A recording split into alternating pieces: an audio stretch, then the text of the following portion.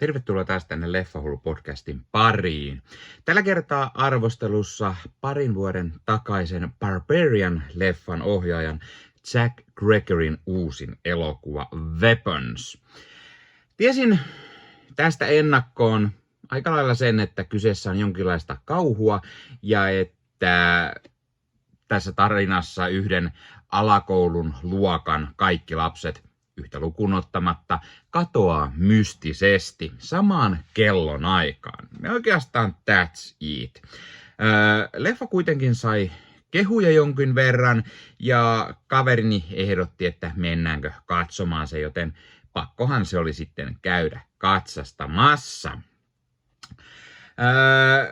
Mutta ei voi muuta sanoa kuin, että olihan ihan saakelin outo elokuva. Hyvällä tavalla.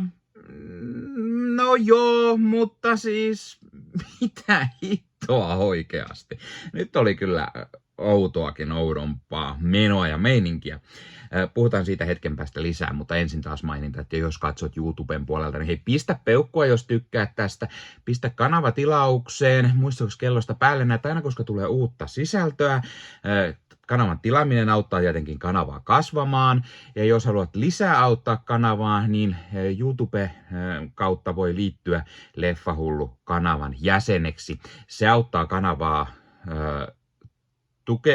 autat tukemaan kanavaa, ja sen lisäksi myös näet aina ennakkoon videoita. Halvin mahdollinen tapa on euro kuukaudessa, joten se ei paljoa ole. Kiitos kaikille kanavan jäsenille. Ja jos taas haluat ostaa kulttileffoja, niin kulttileffakaupasta voit käydä ostamassa itsellesi aimo-annoksen kulttielokuvia, kuten vaikka arvostelemani At Close Range Arrow-videolta. Käytät siellä koodia Leffahullu yhteen ja isolla kirjoitettuna, niin saat 10% alennusta ostoksistasi. Kulttileffakaupasta löytyy siis leffoja, jotka ei välttämättä ole suuressa tietoisuudessa, mutta ovat saaneet kulttimainetta. Elokuvia löytyy niin Blu-ray kuin DVD-muodossa, ja siellä on hyvin paljon tuontikamaa. Kaikki kuitenkin Eurooppa-versioita, Alue 2 versioita, eli kaikki toimii täällä meidän laitteilla. Välttämättä suomenkielistä tekstitystä ei kaikissa ole, jos niitä kaipaatte, mutta kannattaa käydä katsastamassa.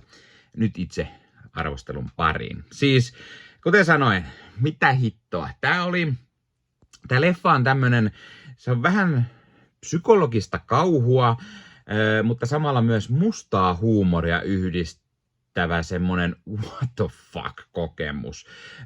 Se on jännittävä, paikoin hauska, paikoin creepy ja hitosti todella outo.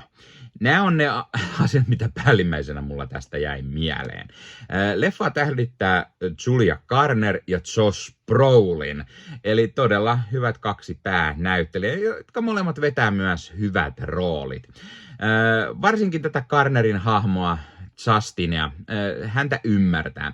Hän on tämän luokan opettaja, jonka kaikki lapset yhtä lukunottamatta katoaa, ja vanhemmat tietenkin sitten syyttävät häntä tai epäilevät häntä tästä asiasta, että lapset katoaa, tai tähän ei edes tietäisi jotain, ja tämä Justine taas haluaa sitten itse selvittää vähän, että mitä hittoa täällä nyt on oikein tapahtunut.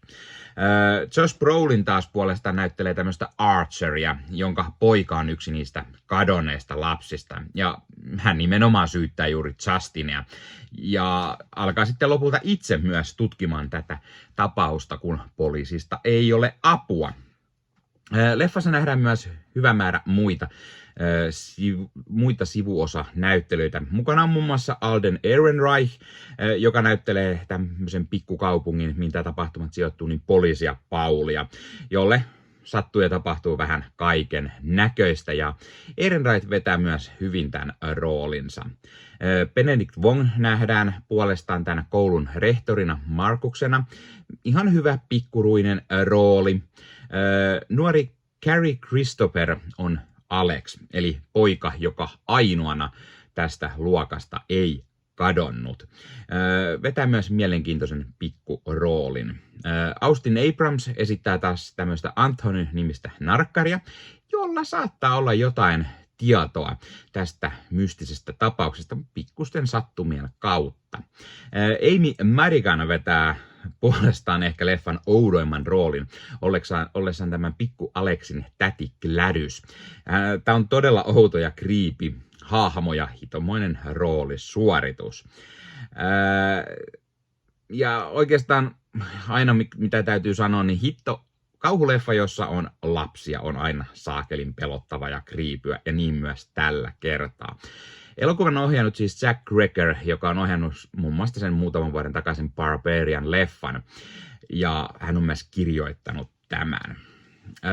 Kysymys, mikä mä aina esitän nähtyäni tällaisen leffan, niin kuka hitto edes keksii mitään tällaista? Siis kenellä tulee idea tällaisesta leffasta ja sitten käsikirjoittaa sen? Siis tää on niin hämärä, niin outo leffa. Mä olin ihan niinku nähtyäni tämän. Mä en oikein keksi, mitä mä sanoisin siitä. Ja sit iski onneksi semmonen kirjoittamisen halu, että mä jotain edes saan tästä kerrottua. Siis tää on ihan hyvä leffa. Täysin mä en ymmärrä ehkä hehkotusta, mitä tää leffa on saanut. Sen lisäksi ihan pikkuinen ehkä pettymys siinä, että ei tää nyt järin pelottava leffa. Siellä on muutama pöyhetki, karmivaa kuvastoa pikkusen, mutta niitä lukuun ottamatta, niin ei tää ehkä järin pelottava ollut. Leffassa kerrotaan tarinaa eri hahmojen vinkkelistä, jonka kautta sitä mysteeri alkaa aukenemaan. Se oli ihan hyvä tyyli tehdä tätä leffaa. Yksittäisillä hahmoilla ehkä tulee joku pikkuinen paljastus, mikä ei sinänsä vielä auta avaamaan tarinaa. Katsojat vähän kummastuu ehkä sitä, mutta sitten kun näkee ne kaikki jutut, niin se alkaa pikkuhiljaa loksahtamaan tarina paikoilleen. Tarinasta mä en halua oikeastaan kertoa sen enempää, kun ne lapset katoo ja sitten aletaan selvittämään, mikä outo homma siinä on. Tämän leffan lavastus, puvustus, kuvaus on varsin toimivaa ja se, että ne lapset juoksee pimeyteen, mikä nähdään tässä, niin se on aika karmiva näky ja varmasti jää kummittelemaan mieleen sekä sitten elokuvahistoriaan. Tämä leffa käyttää myös pimeyttä oivallisesti. Pari hahmoa muun muassa kotona keskellä yötä tuijottaa, niin sitten niinku jää katsomaan siihen, että onko siinä pimeydessä jotain. Ja se on hyvin toimiva. Maskeeraus on myös onnistunut, varsinkin tämä Gladys-täti on hyvin mielenkiintoisesti maskeerattu. Se on oikein kunnon outo tätihahmo. Mä en ole Gregerin tätä Barbarian-leffaa nähnyt, mutta kyllä tämän jälkeen sai niinku kiinnostamaan, että millainen leffa se oli. Moni on sanonut, että se on tätä parempi elokuva. Ja koska uusien ohjaajanimien elokuvat kiinnostaa aina itseäni paljon. Arvosana tällä leffalla piti hiukan miettiä, koska mä en oikeasti osannut sanoa, että mitä mieltä mä tästä lopulta olin. Mutta arvosanaksi mä antaisin tälle ehkä sen 7,5/10.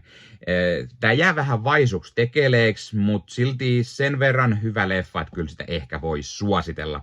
En nyt tiedä välttämättä, että leffa teatteriin mennä katsomaan, mutta viimeistään kotona sitten, kun se tulee.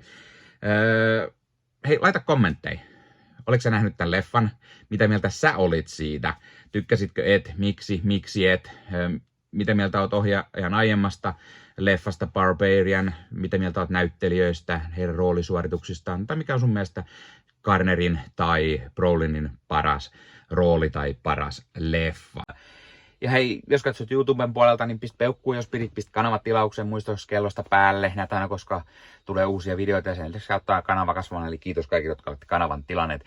YouTuben puolella siellä on jäsenyydet, superominaisuudet päälle, sieltä voi jäsenet tulla kanavan jäseniksi ja sieltä saa erikoismainintaa esimerkiksi tohon nimen, kun on kanavan jäsen ja sit saa erinäköisiä hyviä asioita. Näkee ennakkoonkin. Esimerkiksi tämänkin on nähnyt varmasti jo aikaisemmin, jos on kanavan jäsen, tämän videon sieltä ja muita videoita tulee. Esimerkiksi täällä on paljon tämän leffahuoneessa kaiken näköistä, mistä on tulossa lähiaikoina varmasti video, niin niitäkin näkee sitten ennakkoon, kun on kanavan jäsen. Joskus tulee jopa pelkästään jäsenille tarkoitettuja videoita. Ja sen lisäksi on kaikki korostettuja vastauksia ja tila- tämmöisiä merkkejä ja muuta kaikki. Kyllä te tiedätte YouTube-juttut. 0,99 € kuussa tai 2,99 € kuussa, niillä saa erinäköisiä asioita, kun tilailee tai on kanavan jäsen. Ja niitä supertykkäyksiä, superkommentteja, kaikkea voi laittaa, niin siitä tulee muutamat kymmenet sentit sitten tähänkin suuntaan, eli kiitos kaikille, jotka olette niitä laittaneet. Ottakaa Leffahullu somekanavat haltuun, Instagrami, TikTokki, Facebook-sivusto, jäne. Meikäläinen tekee Marvel Podcast Suomea, Star Wars Podcastia ja sitten sen lisäksi meikäläinen kuuluu Leffamediaan, jos on yli 30 sisäntuottajia, jotka rakastavat leffoja ja sarjojen katsomista, niiden arvostelemista ja kaikkeen leffoja ja sarjoihin liittyvää. Sieltä löytyy leffa- ja sarja-aiheiset uutiset, huhut, trailerit, sieltä löytyy haastatteluja, kaikennäköistä leffa- ja sarja-aiheista. No niin, tää oli Leffahullu podcast tällä kertaa. Ei muuta, ensi kertaa. Se on moro.